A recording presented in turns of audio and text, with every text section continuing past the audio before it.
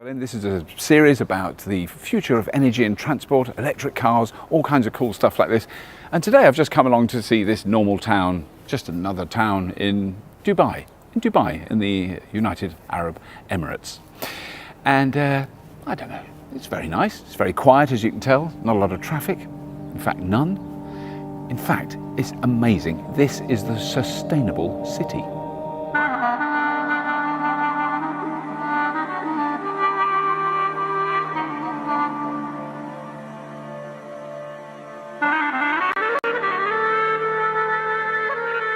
First of all, thank you for coming. I mean, it's a delight to show you all of this. So this is the sustainable city, and we regard it as our goal is to have a net zero energy development. So everything you see, first of all, the principal design element is to reduce the energy intensity of the city. And so if you notice as we drive through those streets, the orientation of the villas, these villas, they benefit from the shade. We decided to design and to orient all the villas towards the north. So all these villas are north orienting, which means they get a lot of shade and we avoid the sun. Right. And that is so important in this part of the world because otherwise your air conditioning cost is going to go up through the roof, and that's not good for carbon and carbon emissions. Yeah. We also have UV reflective paint, which means you deflect a lot of sunlight and you reduce the thermal heat gain. Right. The windows also have tremendous thermal values, and the roof as well. It's such an attractive place to live. I mean, we're now going past these beautiful ponds. Yeah, these are the water features. Right. This is actually grey water, and this comes out of our wash basin. This is water from the showers, right, and the washing machine, and we actually treat it. We separate the water which enters the city into two streams. So we have black water and grey water. Right. So what you just saw is the grey water that is treated, and we treat it here in-site or on-site in the community.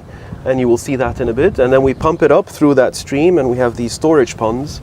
And all along this farm, we're now driving through the farm, which runs the length of the city. Yeah. We tap into the grey water system to irrigate the landscape.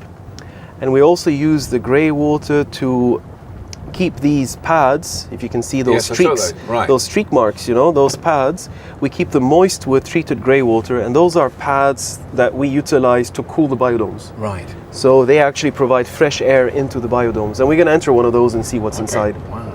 And then this is the thing that I first saw when I arrived, is that all the car park space is shaded with solar panels, which is so sensible. Yeah, well, 2 points. First of all the cars are assembled. So we wanted to keep the cars away from the clusters, which means when we drove through a cluster, it is completely car-free. Right. That's amazing for kids. I've seen lots of kids playing around. Yeah. This is their space. The entire cluster is their space. So we have all the cars in one location and under a roof panel.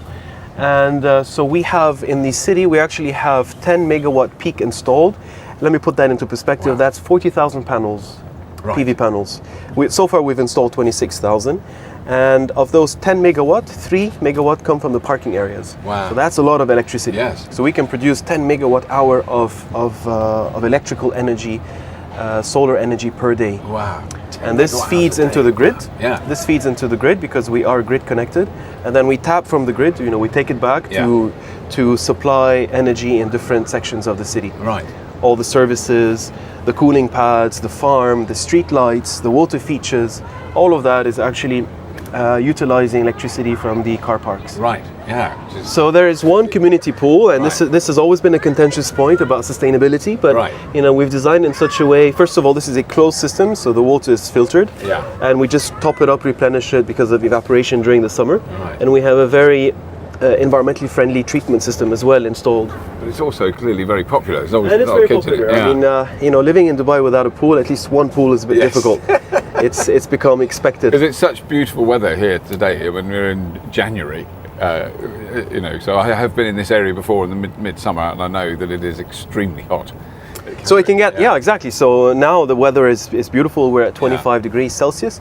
If you come back in 4 months, it's going to be 45. Yes. So then the story is different. Yeah. So the water that you see here, this water is streaming down. This is grey water, treated, and we have a little bit of slope. So we utilize the slope to have that movement of and water. Is it cleaned as it's? So it's treated. It is, first of all, it is treated, and then we improve the treatment. If you notice these grass, this is papyrus. Right. That's what they had in Egypt, right, to make paper, for example. And those are called biofilters. So we planted those, and they're actually soaked down in the water. and they biofilter the water as Right. well, because there's a lot of nutrient uptake. Yeah. So they improve the water quality even more. The trees that you see now, the landscape here is only 2 years old. So what you see is only 2 years old. So we've tried to balance between the amenity and the utility value of a landscape. We don't just want beautiful trees and landscapes and shrubs. We also want to have trees that are going to bring something back to us. So the date palms, these we pollinate in the spring, and then we're going to harvest. We harvest the dates in August. And then the trees scattered along the farm, we have avocado, papaya, pomegranates, mulberry, fig trees. So those are spread, and they will benefit from the shade of the palm trees. Yeah. And all of that is actually irrigated with treated sewage effluent. So these pipes that you're going to see everywhere, Right. this is actually treated sewage effluent. Right. Wow. And so right here on our left now, well, you're going to see other buggies, is the grey water treatment plant. So it's underground, and it's just next to the villas, so Yeah. people are not offended by it. No odors whatsoever. That's the water that we treat. Lovely plants. I can't smell anything else. Yeah. That's the water that we treat, and then we store it in the lake, and then we pump it up, and then it trickles down again, and we tap from the lake for irrigation purposes. Right. We have recycling stations spread Everywhere, throughout yeah. the city. So we have a ratio. We actually have 9 of these for every 90 villas. So this is the farming that we try to have for the cooler climate. So Right. for about 6 months of the year, we can grow food outside. And this is actually managed by the community, by residents. Right. And some of that furniture that you see scattered, these benches, the picnic tables, Yeah. and this giant Yes, table the or giant chair, yeah. this is made of construction waste. This is Right. all construction waste from phase 1. Wood pallets and Right, and the plant boxes and everything like that. Oh, exactly, brilliant. and the planters. So this area is really at the entrance of the city, and as part of the master plan, this is the mixed-use area, which is open to the public. And so here we have 15,000 square meters of space, of rental space, and this is only for rent. Right. And the idea behind it is that this is going to generate rental revenue, and a portion of the rental revenue is going to pay all the service fees and the maintenance fees in the city. So we have promised. Hello, you're welcome to Climatechange Crusaders channel. Please, we are encouraging you to subscribe to our channel, like and share for more insightful content. So we have promised all the residents in the community that they will pay 0 service fees and 0 maintenance fees. Wow. Hang on a minute. Let me get my head around that. So you move into the city, Yeah. whether you're a tenant or a homeowner, a villa owner. So you can buy one of the You can villas buy, yeah. outright. This is called freehold in Right, Dubai. So right, you yeah. can buy property or you can rent, Yeah. right?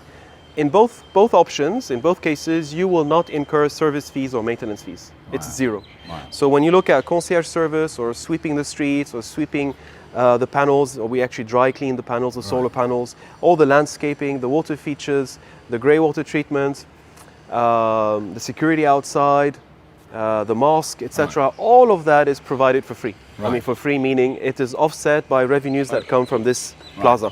And this is related to ensuring that there is also economic sustainability and social sustainability. It is not only about the energy features and the water features.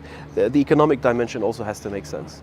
And I mean, has the general sort of public response to what you've done here been? Well, it's been tremendous. I mean, it's been tremendous. Some people there was a lot of skepticism, right? If we go back 4 or 5 years when the planning started, most people kind of just brushed us aside. Right.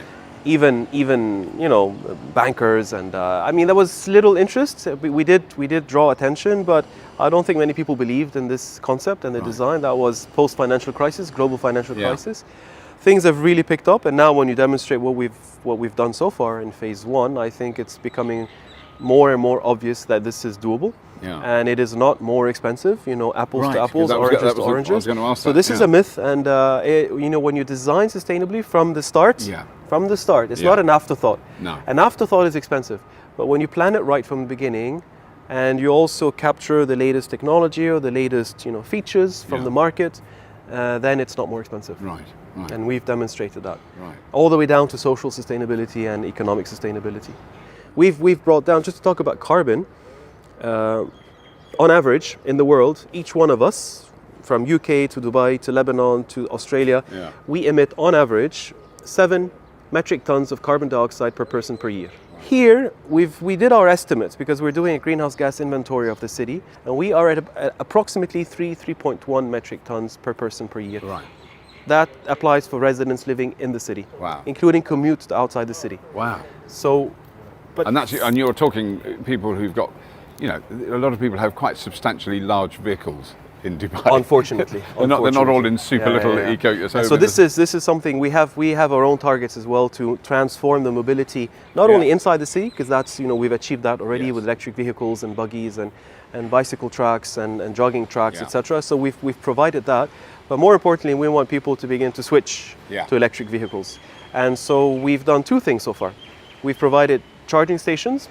Second, and that's really unique, as a developer, we are actually providing an incentive, a subsidy to villa owners who wish to purchase an electric vehicle. Right. And who live in the city. Wow. So if you live in the city and you are a villa owner, you will receive up to 10,000 euros or 40,000 dirham towards your first EV purchase. Wow. So that's the incentive. So that's part of your sales contract, you know. So whether you make use of it or not, that's your choice.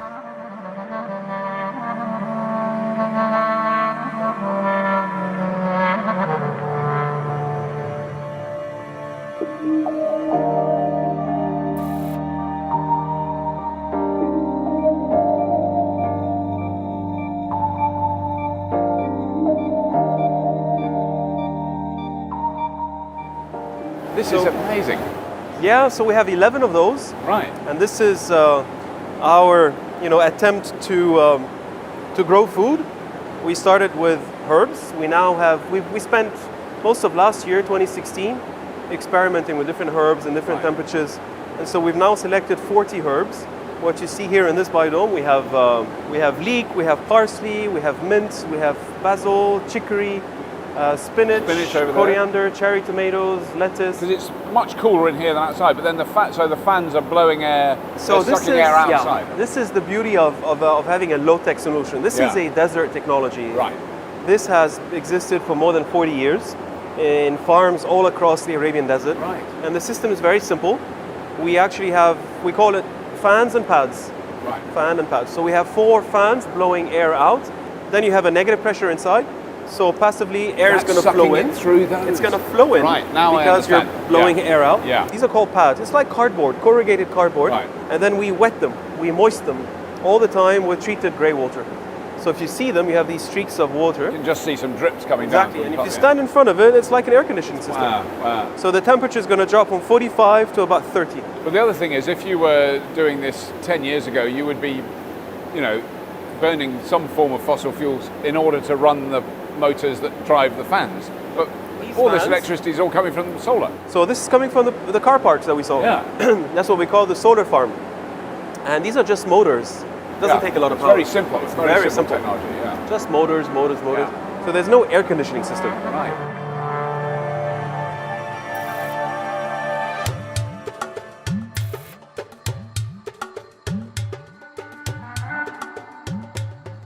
I think that's my argument really for the British property development sector, that I want to watch this, is pull your finger out, guys, because there's a huge amount of this technology could be used in the UK.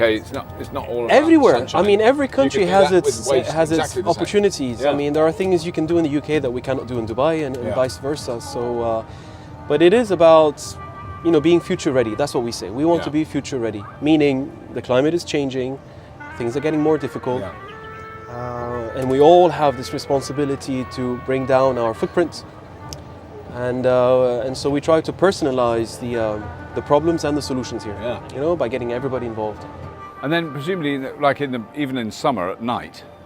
Actually, well, it gets colder at night than you expect, doesn't it? Yeah. So, but I mean, you could have a meal up here in the early evening when it wasn't quite so. Well, we can hot. use this space. You can use this space for about 8 months. Right. But then you have 4 months you don't want to be outdoors. Right. It's just too much. hot. Yeah. That would be mid-June through mid-September. Right. It's you know, upper mid-40s, lower to mid-40s, and then it's humid as well towards the end of the summer. But otherwise, you know, 8 months. And so if you notice, a feature we have here is that, you know, we tend to associate panels, solar panels, with this, you know, put it over the garage. I don't want to see it. It's not. It's unsightly. But we've actually incorporated it. It's part of the architecture. Because when you look over there, you wouldn't think, oh, all those roofs are solar panels, because you're expecting to see something like that. But